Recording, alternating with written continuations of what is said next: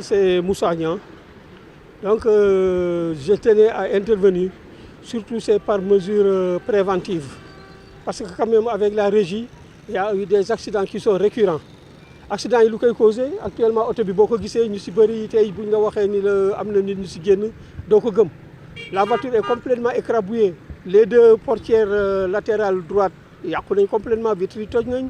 La lunette arrière cassé na, pare-brise bi cassé na, pare-choc bi dem na, radiateur bi. La voiture est complètement bousillée. Pourquoi? Parce que la régie a failli dans ces installations, dans l'entretien de ces installations, dans la réhabilitation de ces installations. Ba ngay ñëw fii doo am benn visibilité, gis nga bu koy vieillir ñoo lay nëbb voie bi. Bu fekkee ne yaa ngi si biir oto tëj vitre yi taal climatiseur bi, tu n'es pas censé entendre le bruit du train. Fii du ñu waxee stop booy ñëw si voie passage à niveau, mais dafa waroon am barrière signalisation sonore bi ak signalisation visuelle bi doxatuñu. Pour pallier à ça, il devait avoir une signalisation humaine. Un aiguilleur avec son drapeau rouge, arrêter les voitures, libérer la voie. Il n'y a pas le dimanche, vous voyez, le box de l'aiguilleur, il n'y avait personne. Il y a là, c'est des jam. Donc, il n'y avait aucune visibilité. C'était moi, c'est mon goro, avec ma nièce, avec sen bundaw. Dañu jékki-jékki rek yegg si train bi. Bu fekkoon ne tey jii installation yaa ngi dox, mais day signaler.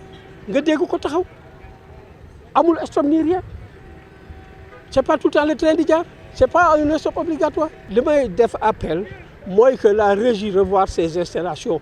Accident yi bëri nañ, semaine passée rek am na benn si passage polytechnique bi, tout ça par défaut de signalisation.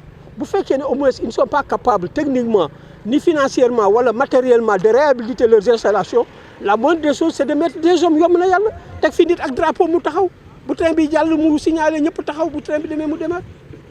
Mais je dirais que les aptitudes techniques ne manquent pas au niveau de la régie. Je connais des gens qui sont là-bas, qui sont très qualifiés.